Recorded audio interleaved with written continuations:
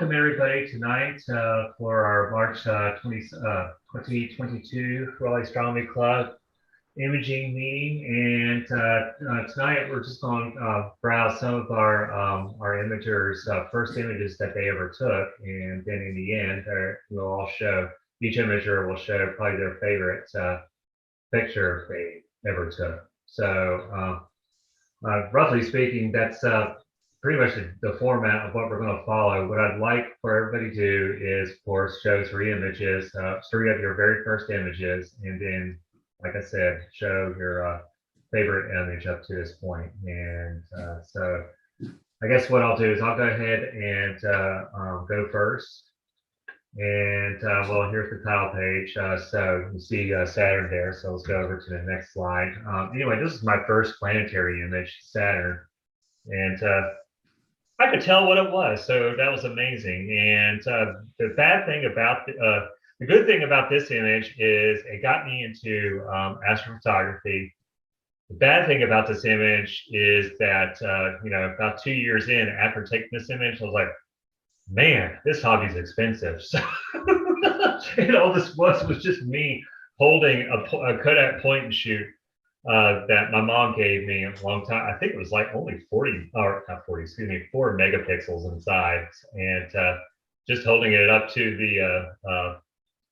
the eyepiece, and it was a Dobsonian. So I did my best, hard as all get out, trying to get to come to focus and whatnot. But yeah, that's my first planetary image right there. My actual very first image that I'm actually not showing is it was just a picture of the moon. So, but I thought I'd show this just because it's so humbling of what I'm able to do now, and how how much just this blurry thing that everybody can tell is Saturn, but it's the worst looking Saturn ever. And but it was just this ugly image right here that got me into astrophotography in the first place. And my first deep sky image was Comet Palms. That was back in 2007, and this was also afocal, but at this time I had already made an adapter for the point and shoot. And the point and shoot Kodak that I was using, the problem with it is that for long exposure, which was really odd, it didn't have whatever, like 3-second delay or whatever that you could do. And so I had to squeeze the shutter and immediately let go and hope that I didn't jiggle the camera that much. Because at this point, I had made, using that same camera, I had made an adapter out of duct tape to put it onto so that it's mounted nicely and then focus on the eyepiece that I was projecting from. But this was with a Schmidt Newtonian, and for those who don't know what that is, it's basically what it sounds like if you're familiar with a Schmidt Cassegrain. It's a Newtonian with a Schmidt corrector plate on the front. So you get all the benefits of a Newtonian. However, you won't, if you don't like them that much, you definitely won't. It's a Schmidt plate that's holding a secondary in place. You won't get any diffraction spikes. And this was the Meade SNA LXD75 series telescope. So it came with an LXD75 equatorial mount. So anyway, so yeah, first planetary, first deep sky, and my first was it celestial event? Actually, I have the wrong title there, but anyway, this is the lunar eclipse of 2008. I think I got my slides really screwed up here. This is a lunar eclipse of 2008, and I used a DSLR for this. It actually was a Canon 350D, and it was with that same telescope setup I had here. And we did this over at North Cary Park, and it was a public outing. And what was really cool, as far as talked about that thing with Pat Moore, the Cary police came by just to see what was going on. I mean, we had permission to use the park after dark there, but they came by, I guess, just to enjoy what was going on. And yeah, what's his name? Jerry Watson was just talking their ears off and showing them all the different features of the moon. So that was pretty cool. I think I was there that night, Chris. Do what? I think I was there that night with you. Yeah, you should be. You're less than a mile. You live less than a mile away from it, but yeah, I do believe you were there. So yeah. Oh boy, time flies. So yeah, that was in 2008. Yeah, I screwed up my slide here, but anyway, this is my favorite image right here.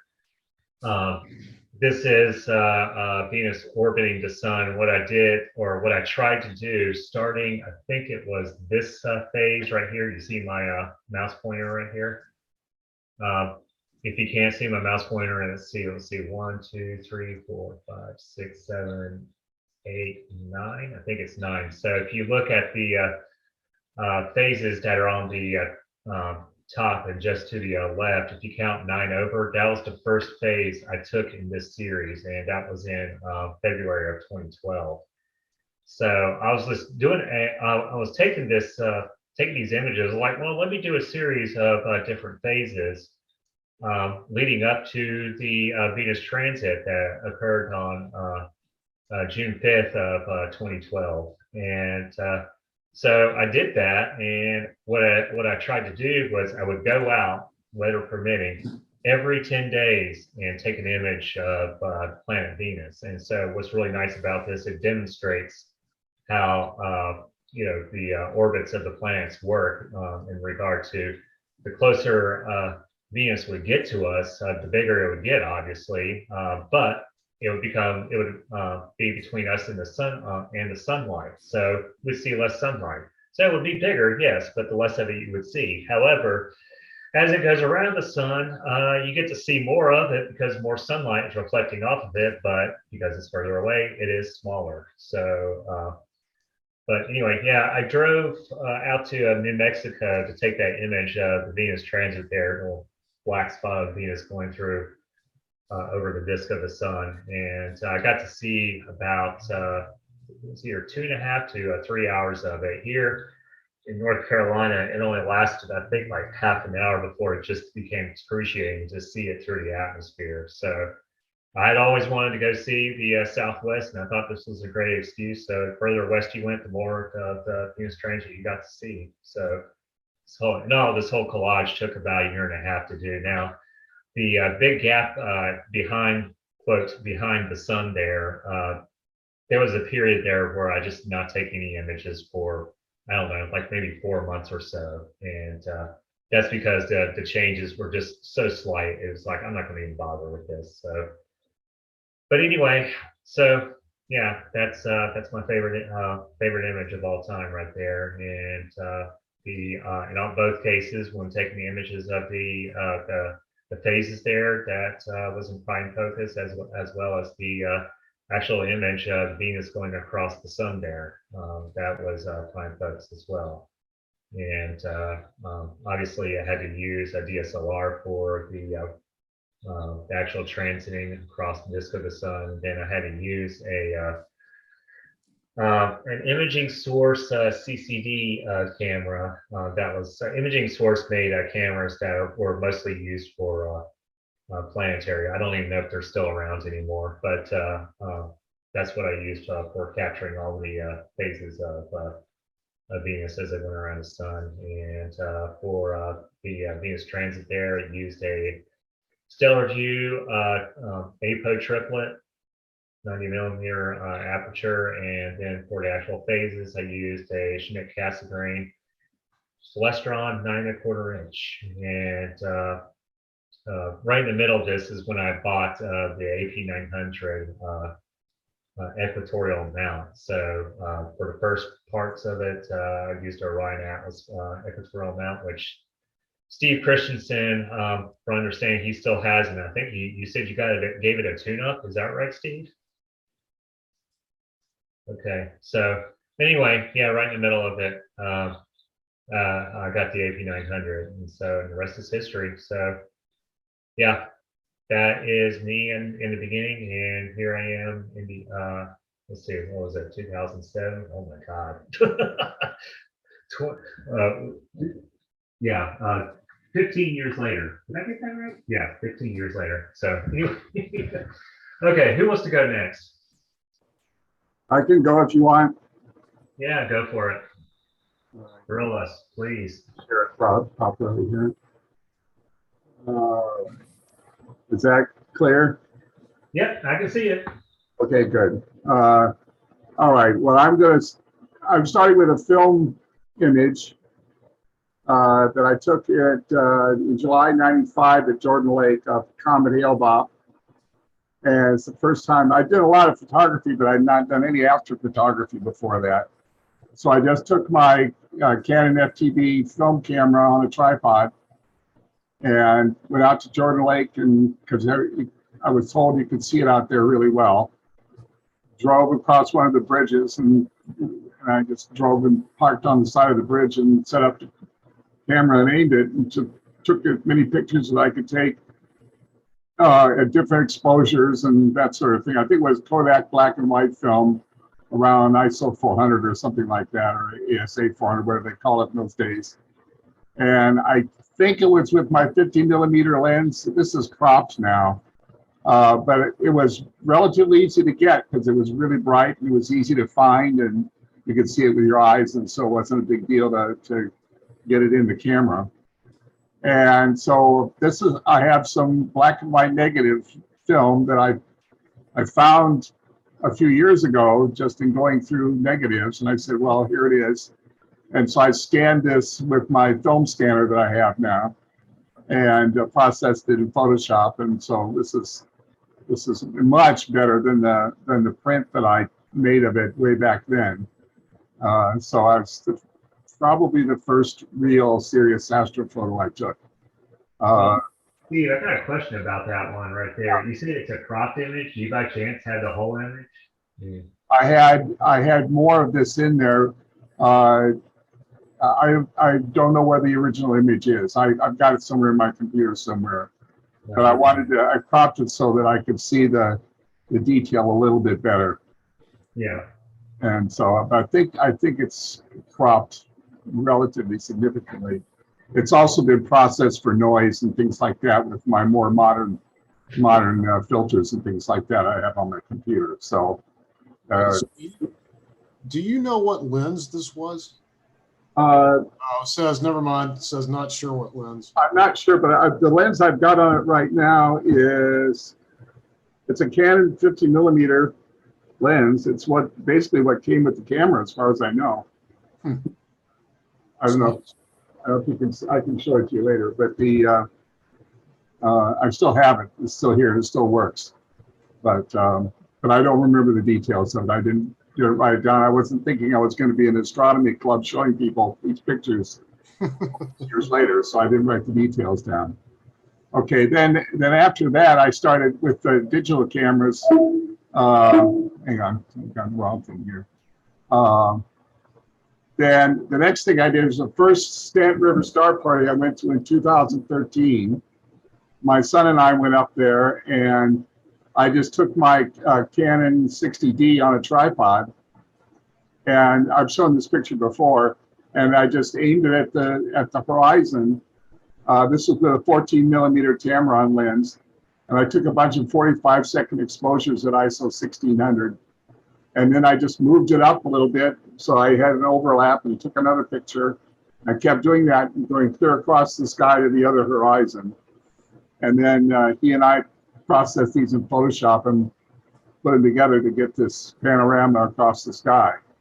I mean, I would do a lot better now with the cameras I've got and with the knowledge I have, but this was really the first really serious image that I did, and the first one and the only one I did really at that star party back in 2013. Looks like you got a meteor.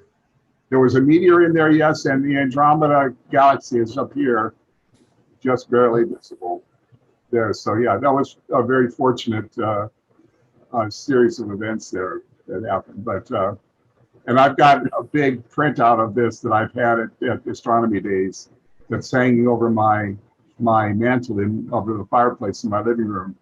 I'm thinking about replacing it with something else that's a little newer, but for now, it's still up there. So Steve, correct me if I'm wrong. The camera that you used here, Canon 60D, I remember you getting that. Was that the one that Canon made for astrophotography? Oh, no, it's just a standard 60D. Yeah, okay, I must be thinking about another one then. I thought Uh, they made like No, a I have a T2I that's modified, yes, but I didn't Okay. have that at the time. Okay. Oh, I think Canon did for a little while offer a 60 DA or something like that that was modified for astronomy, but it was a short-lived product and they never followed on with any other products with those modifications in it. exactly. Yeah. No, in fact, if I found someone that might, if Tony or somebody at Southeastern had a 60 DA, I might actually buy it from him if he had one, just for fun, but who knows? Okay. Nikon made a version of the D800 that was, at least in theory, for astrophotography, but Yeah, I think Tony actually had one of those. I looked at it one time, but I didn't buy it. We thought all Canon stuff, so. they weren't cheap. That's for sure. Yeah, and then this was at one of the Moorhead public sessions in 2014 with the 60D with a 10 millimeter Tamron lens. I have more details about this. This is a very lucky shot. The Milky Way was quite visible that night, and I just started taking pictures at various exposures and things like that to see what I could get. And this is the best one that came out of all of that. And it's been heavily processed to get rid of noise and light pollution from the horizon and that sort of thing. But it's, again, another Milky Way thing, just a camera on a tripod. It's a nice picture. Yeah, I was very happy with it, but it's pure luck, really, just experimenting to see what I could get. Well, the way to take this to the next level is I don't know, Gemini coming up on the horizon during the Geminis and see if you can get a meteor to reflect off the water. Yeah, that would be nice. But anyway, so there's that. And then, so that's 2014. And then this is one of my most favorite recent ones that I've shown before. It's the Cygnus to Cassiopeia area in H alpha, 86 panels in November, December 2020. It's 33,000 by 14,000 pixels and 120 hours of total exposure for all the different panels and processed. So that's with the ATIC 460EX, the Astrodyne 5 nanometer filter, and my Orion Atlas Pro. And this is by far the most work I've ever done on anything. So it's one of my favorites. So this is the one I put up. I was going to say, did you actually, I think you told me that your department head wanted to put it onto the wall. Yeah, I don't know if they actually ever did. I haven't been there since COVID. Oh, yeah. Okay. I have to go over there and find out if they actually did that or not. And the chair of the department who wanted to do it has now been retired from being chair, so I don't know if it ever happened. COVID got in the way of all this, and so I don't know what the deal is. I'll have to ask them if they did it. One of these days I'll go back over there because they're starting to have in-person colloquia now, so I may start going back over there, but I haven't been there in a couple of years. So we'll see. Most of my colleagues that are over there also haven't been there, so something I'll have to do and see what they do. But anyway, so that's all I've got, Chris. All right, very good. Who's next? Go. Chris, I can show something. This is the first meeting I've remembered in about 6 of them, but while you guys were talking, I figured out what the subject was. And I have something that Steve might remember.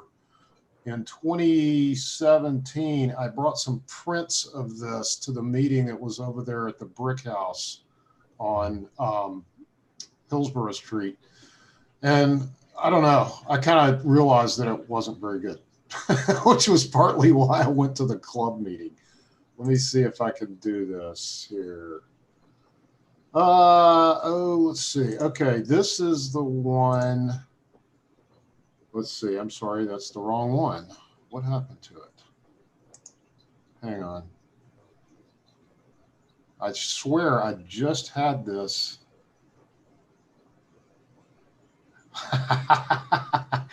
It never fails. When you tell somebody you got something to show them, and then all of a sudden it disappears on you. David, I could share mine and Yeah, go while you ahead. look. All right. Go ahead. I did it about 3 minutes ago, but now I can't find it. Go ahead. Could you stop the sharing? I can't share Oh, yeah, over you. sorry. Thanks. Well, now it's not going to cooperate when we do it. Sorry. The other problem is that Zoom is something that I use a little bit, but not much. And it's just not going to let me do this. I can do it myself. All right, never mind. Never mind. I got it. There you go. Sorry. Okay. All right. So I've got a little bit more than 3 pictures, but I won't spend too much. Huh? Oh, okay. So my first one, this is the first astro photo I ever took, December of 2020. I've shown it before on a couple presentations, but my kid's got a 8-inch Dob, and we saw the conjunction, and this was a focal pixel, or sorry, my Pixel 4 phone, just holding it up to the, I think, a 24 millimeter eyepiece, whatever came with the, the scope. Doesn't do it justice. It was really cool to see, and that's what got me hooked.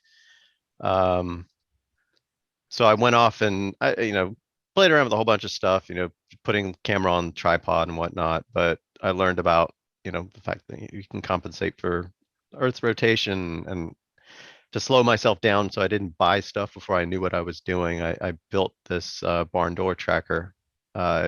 Commandeered my wife's Canon EOS Rebel SL2, a zoom lens, bought a cheap intervalometer, so I didn't have, like Chris was saying, the problem with pushing a button and having everything move. I could just have it scheduled to run whatever frequency it worked with. Put a red dot finder as my way of doing polar alignment. And it was all driven by Raspberry Pi Pico, which was a fun project to write.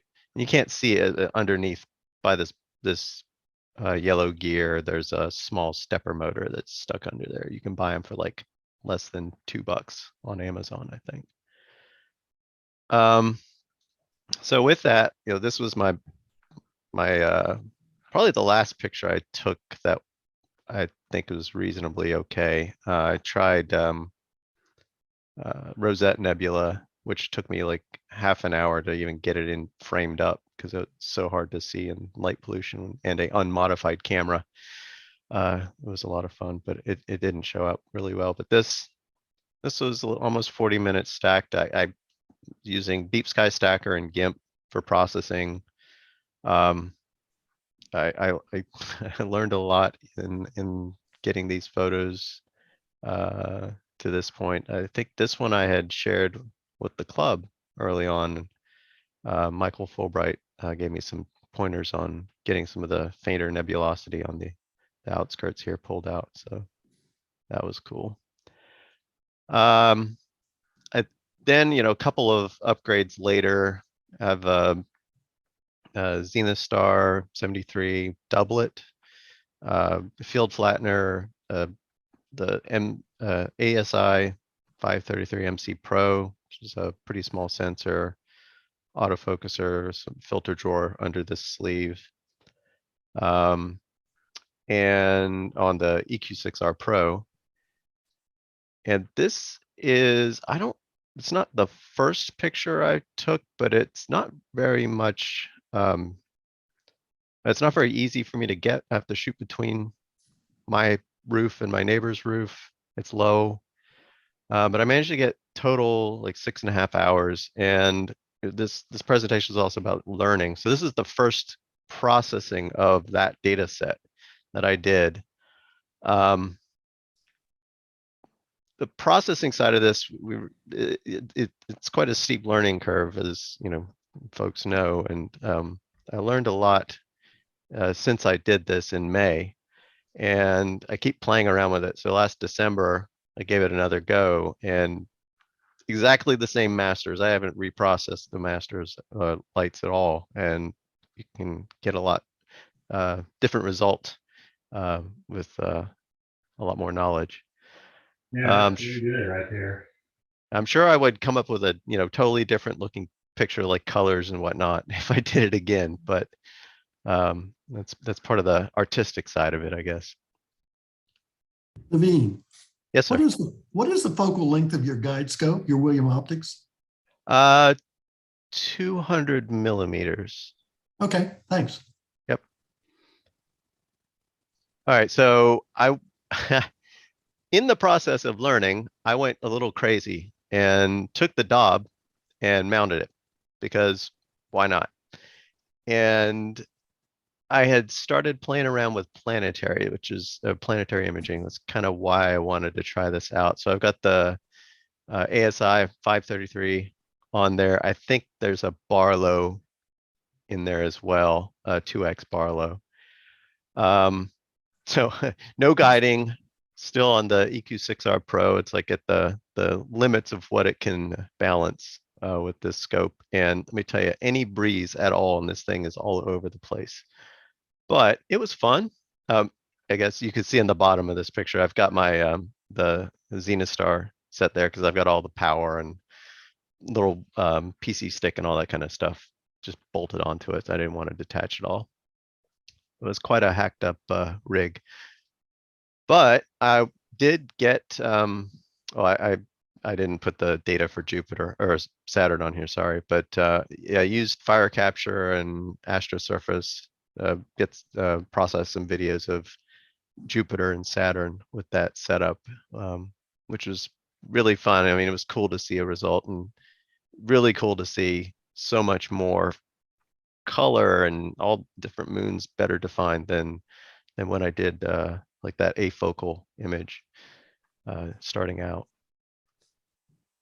And as a tag along with that, I was like, well, I wonder if I can do any, unguided images of something. So I tried the Pegasus Cluster, which happened to be up. I think this is the only picture I have that has diffraction spikes in it. It was with the Barlow still. I didn't take anything off. And I must have tossed over half of the subs because of, slight breezes or any other oddities, but no flats at all. So I learned about creating synthetic flats, which was interesting. But I got something out of it. It's kind of cool. And then for my favorite picture, I wanted to kind of do a little bit of a lead up. So I started with the monochrome camera back in September, and I spent a bunch of time on this target. And somebody on Astrobin asked me about the O3 signal because they were taking subs and couldn't see anything. So this is a single O3 sub, probably in just the screen transfer function to histogram transformation in PixInsight. So no fancy stretching. There's just, can't see anything there.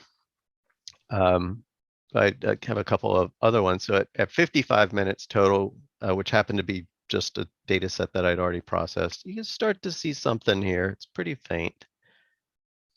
And then 6.5 hours, definitely can see something.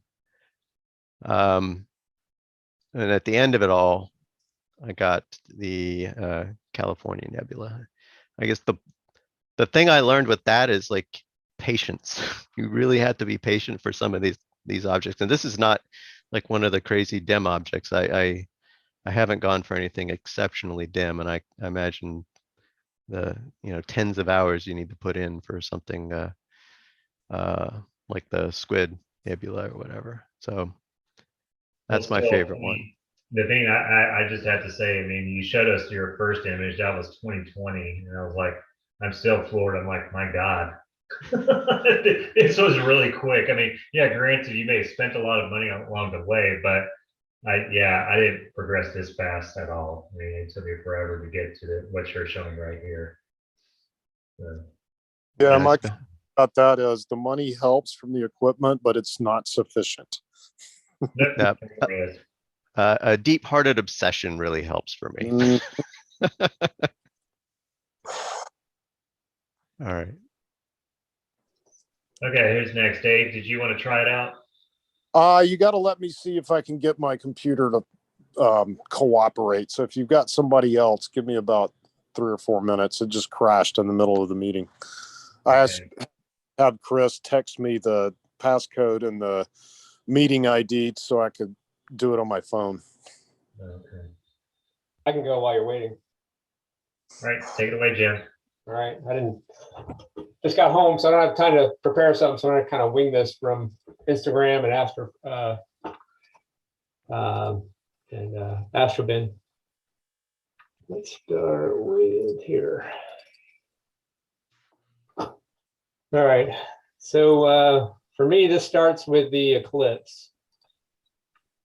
So I guess it was 2017. We decided to head down to Georgia for the total eclipse. Best decision we've ever made. It was so much fun. But while I was there, we did the old Naveen method here, using my son, who had a steadier hand than I did, putting the cell phone up to the Newtonian, getting some photos of the eclipse. But that's how I started to get hooked on it. So from there, next big event, I think, in my origin story. Go back to Your origin story. my origin story, my astrophotography origin story. Yeah, that's what this all seems like. I really kind of enjoy kind of seeing that everybody's journey. Where was that photo? I went past it. All right, yeah. So we're here. Next thing that happens is we go to New Zealand. My daughter was doing a semester abroad, and so being good parents, we had to go visit her. But New Zealand's important because on the way to New Zealand, I lost my camera. I had a Canon 450D, and I lost it on the way to New Zealand. So when I got home, I had to get a new camera, and I always wanted to get into Milky Way photography. And so I researched a little bit and got a Canon 5D full frame, and then I got myself Tamron 15 to 30. And so this is my first Milky Way photo. There's some absolutely horrendous processing. It's a single frame that I stretched as far as I could, and got little satellite trails in there. But it's my first real Milky Way photo, and I think I did this up at my parents' house, probably Boral 3, up in upstate New York. So that was the next step of my journey. I remember when I bought the camera, I was at what's the name of that place over near Millbrook? But I was buying the camera at the photo store. And the guy said, "What do you want to do with it?" And I said, "Well, I want to take Milky Way photos." So it's kind of good that I actually was able to take some. So from there, the next step on the journey is the eclipse came by, and that's when I had one of those. I got one of those XYZ Celestron XYZ devices where I didn't need my son to hold the camera; I could do it. And I love that so much. I used it that one day for the lunar eclipse, and then I started researching mounts and what I could do. So that got me into where I got a Orion Atlas Pro, started taking pictures of Orion, you can see there. And the picture that probably had the biggest impact was the first time that I got the camera with on the mount with a Meade, it's like 350 millimeter focal length quad that I've got. And so the first time I managed to find a galaxy. And so there, hanging from a tree, is M82. And so from there, I'm like, okay, this can be done in Raleigh, because at that point I didn't know anything about the imaging club. I didn't even know if this was even possible. And so that's my first galaxy. And then the next night I got a little bit better about where I set up, so I wasn't shooting through a tree, and that got me there. I got the Garland Galaxy also. And so that's really kind of where I got started, and that's when haven't started spending money on cameras and other things yet, but that's coming. Cameras and scopes are probably coming this year. And so then to get to what's my favorite one, well, that's always like, sometimes it's, well, a lot of times it's the last one I shot. But I think the one that I come back to the most is in 2019. It was just before the pandemic hit. So in December of 2019, we went down to Terlinga, Texas. And we were staying at the Marathon Motel, and then we got an Airbnb outside Big Bend Park, and it's Bortle 1. So I got some interesting shots there. My favorite was probably this one, which I took with the Canon 5D. And I had the 15 to 30 on there, and I did a bunch, I think it was like 9 frames per section that were, I don't know, like 30 seconds each. I think there are 3 different sections on here. I did the Milky Way going across the sky. So on the one side here, we've got Orion, and then you go over here and you can get the North American Nebula on the other side. You see Andromeda and the Pleiades. And so this is one that I just come back to that I hope to get an opportunity to redo this one again someday. I think it's just kind of neat seeing everything in there in just one shot. This was with the Sky Guider Pro is what I used for guiding on this one. And that's I another remember one. you showing this at the meetings. This was impressive. It was kind of a spur of the moment thing, like, well, what can I do tonight? Well, it sure would be nice to do a panorama, and then I just kind of manually stitched it together, and it came together all right. So, but would like another shot at it sometime, get some more subframes in there and try it again. All right, that's I what I wouldn't got. complain too much about that. That's really nice there. That's something I've yet to be able to do. So get a nice Milky Way image. Yeah, there's Bortle 1 skies and horizon to horizon with no trees kind of helps. Texas is good for that. Well, hey, what focal length was that? That was 14. Is that what you said? What was what? The focal length of that last one? It's a 15 to 30, and I can't remember just if I had it all the way down to 15. I was pretty close if I didn't. Okay. All right, very good. All right, who's next? Chris, I'll try this if my computer doesn't crash in the middle of it. I'm praying for you. Yeah, we'll see. All right, so this, let's see here. This one is the one that I actually brought to the meeting. It may be tough to see on Zoom, but it says July 30th, 2016. I kind of skipped some of the beginning steps. I bought an ASI 1600 to put on the Explorer Scientific telescope, and actually that telescope was not very good, which you can see the optical aberrations in some of these stars. It's pretty obvious right here. And being lazy, I never replaced it. But later that year, I bought some narrowband filters and a Stellar View 80. And that is the result of the same object in narrowband. And as you might imagine, that was kind of a giant leap. And that's what hooked me into this, because it's like, oh, well, you can actually do this, especially from really bright city lights. The original image that I just showed was from down around Tryon Road in Raleigh. So at least, and I knew nothing about the sky. I just picked this one because it was visible, and it's sort of like what Jim said about the trees being in the way. This was the one that was visible and not in the trees. Little did I know that it's one of the more difficult DSOs to photograph in the sky, but I realized that this wasn't great, but I could see something, and I had the scope and the camera for about a month. So I figured I did okay with that, but the meetings helped out greatly because this was a few months later with PixInsight. I think actually, I'm sorry, it was a year later. So this would have been in July of 2017. Still not a great object from the standpoint of the exposure control and most especially processing. This is something I might go back and try to reprocess again. But anyway, it kind of says something about what you don't know when you start this. That's David, I'm still seeing the first picture.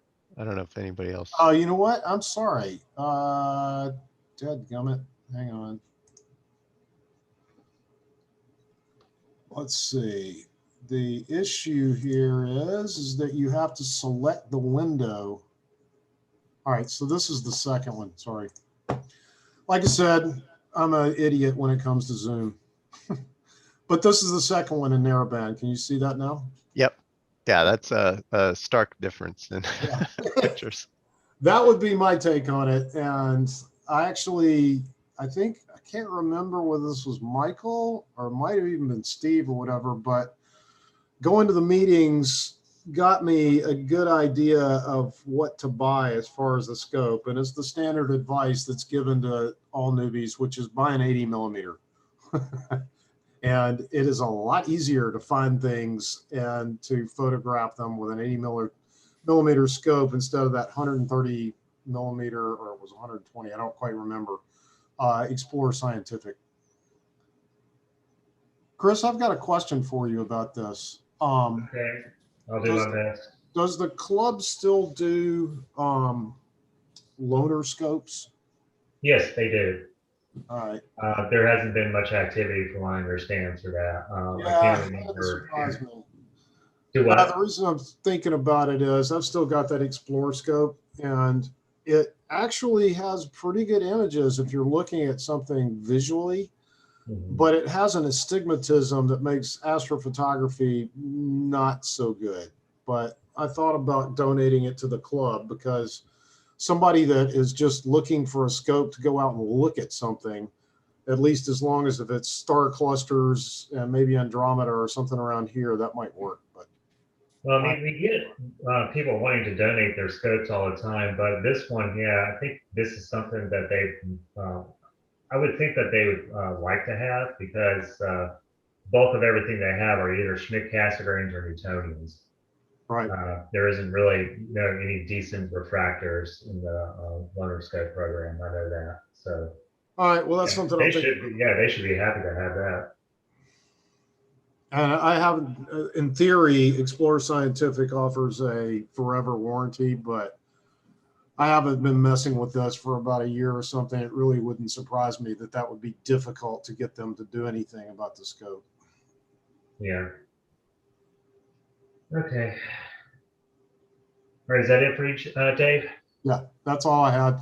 On short notice, like I said, I remember there was a meeting this morning and just got home and saw what your subject was and just found that. But I've got a billion more astrophotography images on this computer, but I'm not going to bore the crap out of all you guys with that.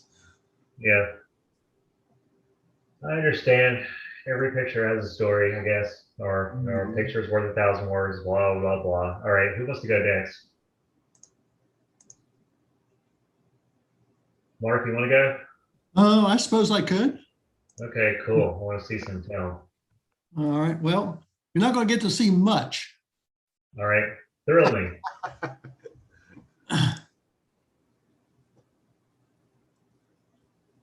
Okay, can you guys see this? Oh, yeah. All right, this was my first picture, as far as I can tell. So this was back in 1976 in March. So a long time ago this month. And this was back in the days of film, as Chris alluded to. So this was just, I was a student at NC State University at the time. I borrowed my father's Yashica film camera and his 205 millimeter lens. And I put it on a tripod, his tripod, and I went out, and this was taken in Cary, in a real populated part of Cary now, very light polluted. And this Comet West was a really, really nice comet. If we saw Comet West today, we would all be going crazy. It would be, kind of like the one we saw a couple years ago. But as you can see that there's just a little bit of trailing on the star. So, at 205 millimeters, I couldn't go very long. So I'm going to guess this was probably about 5 or 10 seconds or so on exposure time. And obviously because it's film, it's one single exposure. And I was amused when Naveen was talking about his processing earlier. So for my processing here, I really processed this. So I took the Kodak Tri-X film out of my camera, and in the dark, I loaded it onto reels and developed it in chemicals. And then after I developed it, I printed it on, Kodak paper. And I think I scanned the, can't remember if I scanned the image or the negative, or I scanned the paper image itself, but that's what this is. And so that was a long time ago, but I really envy, all you folks that just got into the hobby within the last couple of years, because you're starting out with so many advantages. And back then, I didn't even have a telescope back then. So Mark, Go I have ahead. a comment about this that might amuse you. Go ahead. When the comet hit Jupiter, I knew it was coming, so I found somebody that was selling an 8-inch SET, a Celestron, and purchased that to look at that, and got a decent look, even though it was kind of cloudy most of the time. But then I took the telescope out to one of the club meetings out at Lake Jordan. And I think you might have been there, but Gary Held was there as well. And this was in about the mid-90s. And I mounted a camera on top of that telescope and took some pictures.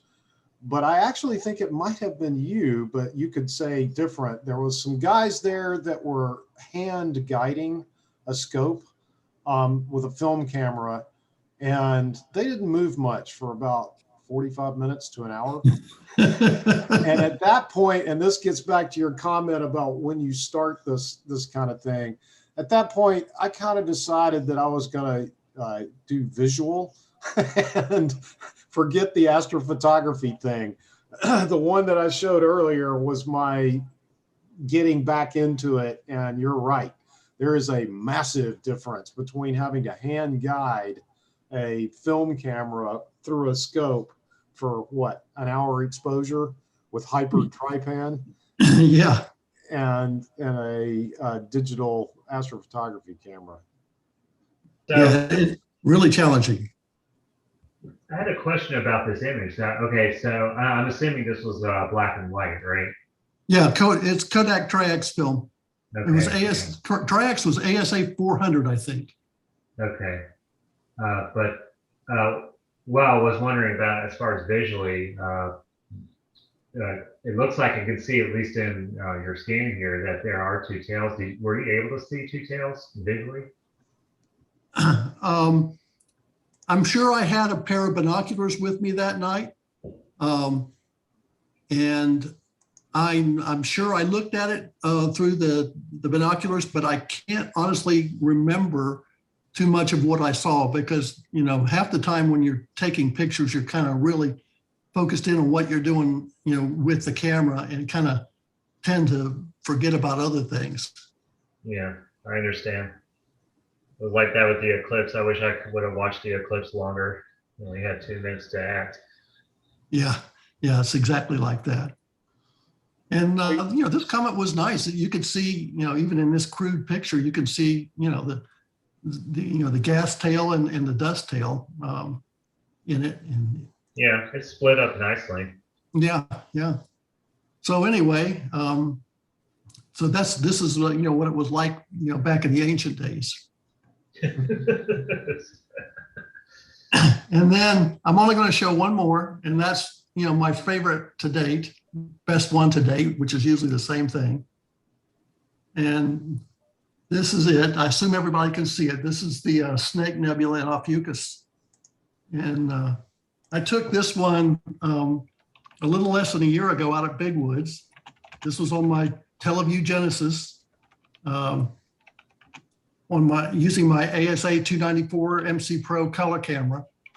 And this is no filters, no anything. It's just 40 times 90-second pictures, photos, subframes, and I stacked them all together in PixInsight and did the thing. But I kind of really think dark nebulae are really cool, and if it's hard to see over Zoom, I know, but You know, there must be a million stars in this picture.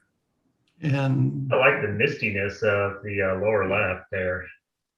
yeah, there's dust, you know, dark dust everywhere. And Where It's is like this? it's like that is like more like a cloud, whereas I guess the term for what I would use for a snake nebula is a Bach globule. Is that what you would call that? the one sort of in the middle. Yeah, and probably the thickest part of the snake. Yeah, it might be. It seems like you see the Bach globules in the places like Orion with the Mission Nebula. Okay, all right. Don't take my word for that being as gospel, because I'm not sure. Okay. Where is this mark in the sky? Which constellation? Ophiuchus. Really? Okay. So So summertime, it's on, you know, if you're coming looking at around again. Sagittarius, it's to the right of Sagittarius. And you took this at Big Woods, huh? Yeah. Uh-huh. That You know, might be a thought. You Big made a Woods is comment not about- that, I'm sorry, David. No, that's all right. Go ahead. I said Big Woods is not that dark, but No. you know, on a good night, you can do a lot better than you can do in the neighborhood. Yeah, you made a comment earlier that it was really light polluted in 1975 when you took that comet photo, but I got to think that anywhere around here is a whole lot worse than what it was in 75. And you know, the area that, you know, in the summer, in the late summer, early fall, Ophiuchus is down in the southwest. And that's one of the darker parts of the sky at Big Woods. So, you know, not all parts of the sky are created equal. Yep. But the further you get away from the Raleigh-Durham Chapel Hill lights, the better off you are.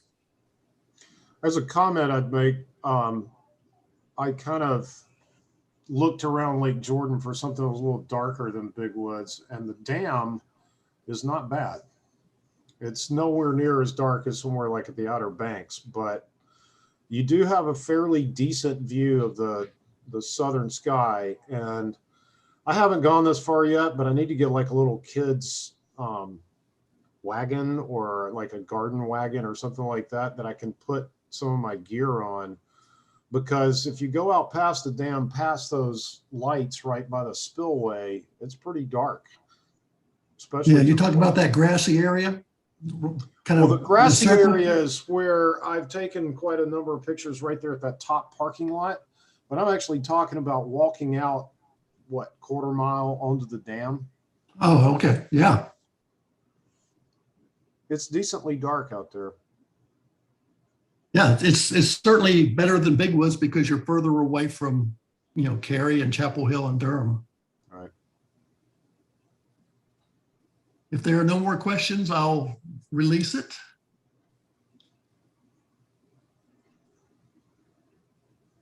All right, who would like to go next? Steve, did you want to go next? I'll share one of my favorites out of it. And like everybody,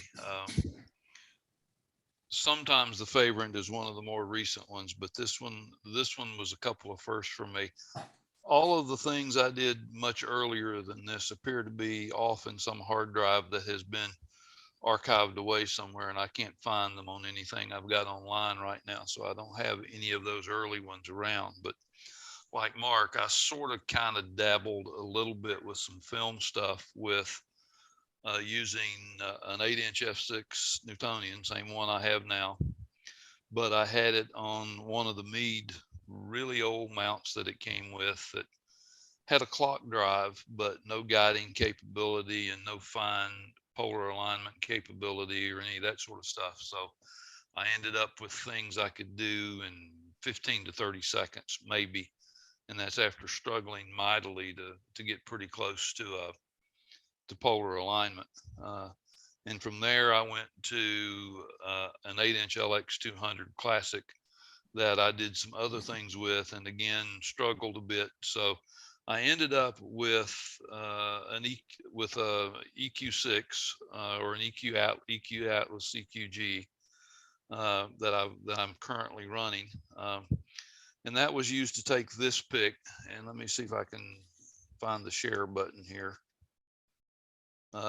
This one was taken in December of 2020.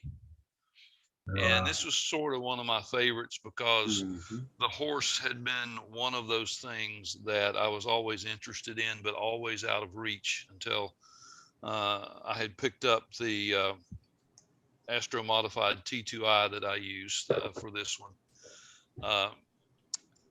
Then on top of that, this was probably the second or maybe third photograph that I took with the little 4¼ f5.6 that I made a year and a half or so ago.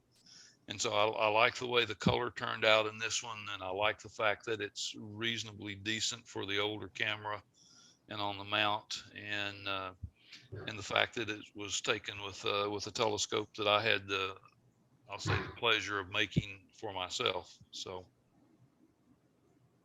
I don't remember off the top of my head how many exposures this was. I'm going to guess it was probably a total of about 2 or 3 hours, which is about what I tended to do for exposures at the time. Let me look back and see if I can find that right quick.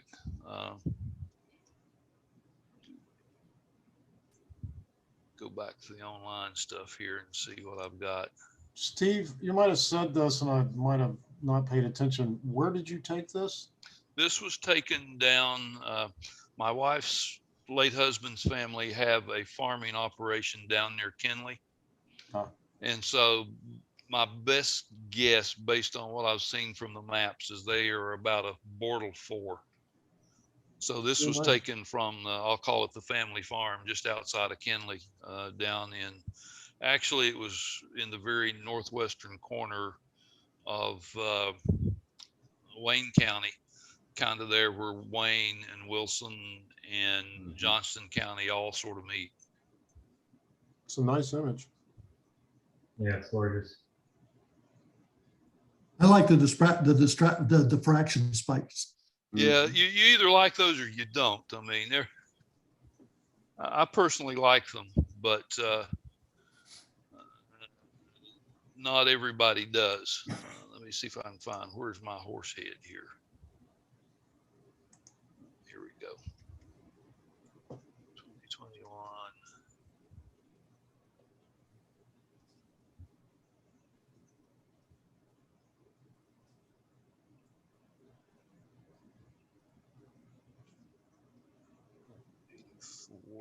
To 84 to 144 is 60 images of 4 seconds each, or 40 of 4 minutes each. So this was about 4 hours.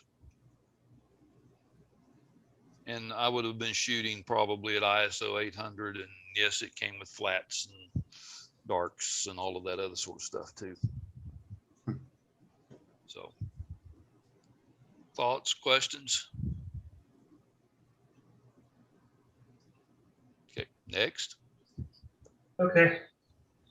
All right, anybody else? No? Okay. All right, well, yeah, it's already 8:30. Naveen, I think we may put off on the doublet fringing presentation. Is that okay? Yep, that's fine. Whenever we need it. Yeah, we'll have that on tap, I guess. Okay, so, well, that's the end of the presentations. Okay, now we get to the part of the meeting where if anybody has any work they would like to show that they have taken and processed since last time. Anybody want to give it a go? I don't have anything. So. I've got one picture only. All my projects are works in progress right now, but I can show it. I like how it turned out. All images are always works in progress. Well, fair enough. Because you can always go back and reprocess the data when you learn something new about Pixel. Yeah. Well, it's just I'm still collecting data for my projects, hopefully. So anyway, yeah, 15% moon with the ASI 2600 LRGB. I took 2-minute videos. I can't remember the frame rate with the region of interest. So, I mean, it's not great number of frames, but kept the best 10%, stacked it, etc. What scope did you use? This is an Esprit 120 ED. Oh, okay. All right. What is that? Right. That's not a quadruplet, is it? No, triplet. That's a triplet. Okay. Yeah. I haven't tried the moon with that camera, Nadine. This encourages me to try that. Yeah, I mean, it rotates slow enough that, you know, you can take the time to do different filters. The only gotcha I have, if you're going to try it, Steve, is consider your filter offsets. So I was going between Nina and Fire Capture to get Nina to change the filter so it would do the, you know, the filter offset, and then go back to Fire Capture. But yeah, it worked out well. This is the first time too I used Nina to slew to the location, because I don't have a guide scope that I can look through or anything. It was just, I tried manually and it was just not happening. So I just looked up in Stellarium the coordinates, plugged it in, and Nina slew right to it. It was brilliant. And then I had focused on, you know, random patch of sky before that and didn't fiddle with it after. That seems to be the way to go. So I have a question since you brought this up. I've been out of the data taking aspect of this for about 1.5 years because working for a medical company, everything in that sector has gone completely nuts because of the epidemic. Is Nina now to the point where pretty much you can do whatever it is you want to do with it? I've been using only the advanced sequencer, which entered 2.0 beta several months ago, or a month or two ago. But the answer, yes, with that, I do pretty much everything. See? There's one thing that I wanted to try that I know that I can't do with Nina that I think I could do with Voyager, and that's sky flats. Like there's no good way to do it with Nina that I've found. Huh. But they have a plug-in system now, so there's a lot of stuff you could be able to, like, pick and choose different capabilities you want to plug in, and it's really slick. Does anybody else here use it? No. I'm still using sequence generator. Well, I still have sequence generators like 2.6.2, so it's like really old now, and I have to assume it would work. But Well, I'm using the newest level of 3, and I haven't gone to 4 yet, but I probably will at some point. gotcha. I think they went to a subscription model, if I remember correctly. I haven't tried SGP yet. I wanted to, and I would have. Like, they don't have a free trial or something. I don't want to spend the money on something that find it doesn't work for me. And I think Nina's at the point it's got everything that SGP does and more now. I don't think you gain anything by going to SGP at this point. I have Nina also. I just haven't used it recently because I don't want to waste clear sky on something I don't quite Yeah, know. I will admit to inertia about using Sequence Generator Pro, because I started getting into timing how long I could, from pulling up in the parking lot down there at Lake Jordan to taking the first image, and got it down to about 9 minutes. And so once you've put all that effort into trying to do that, then I don't know, it's just kind of disconcerting to go to a completely different suite of software tools and have to fiddle with it again. Learn it all over again. Well, I've been trying to do LRGB from my driveway, even though it's pretty light polluted, but it works okay some of the time. Picture behind me is from my driveway, so it's not bad. Not too bad. Yeah, Dave, I can't help but think that there's probably like some sort of park out where, you know, in your area of downtown that you could always just go to and just get some sky there to, like, you know, do some experimentation. I mean, have you ever done that? No, I've got enough of the sky overhead at the zenith. It's about 15 degrees on either side of the zenith, which does not really promote taking 8 hours of data or anything like that. But that would be good enough to try out a different software suite without having to pack everything in the vehicle and go somewhere else. Yeah. Okay. Like I said, inertia. If folks have questions about what Nina can do or whatever, I'm happy to Sure. take them if you want to send some to the imaging group. I don't know. Do you think you could almost do a workshop like that? Sure. Yeah, I don't know how you would do like a demo with it or whatever, but I mean, Yeah. I mean, I guess I could record something from a night, but yeah, we could okay. walk through it, look through the different widgets and talk through at least what I've found useful and field Yeah. Well, questions. I believe didn't Mike already do Michael Fulbright? Didn't he already do like a workshop, or was it just a meeting, just like browsing through it? I can't remember. There was something in the last half a year sometime, but Yeah. I think things have changed enough with the plugin system. It may be worth to take a look at it again. Okay. All right. Very good. All right. Anybody else have any new images to show? No? I'll show Okay. one. I'll show Oh, one, okay. Chris. Go for it. All right, let me find the share here.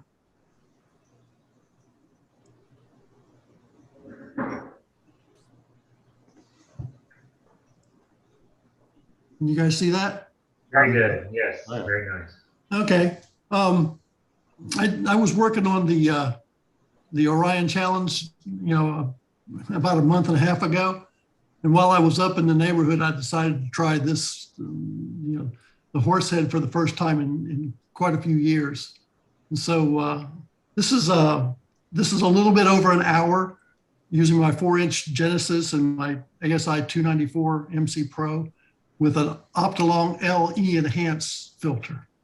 And I was pretty blown away at the details that I got on this.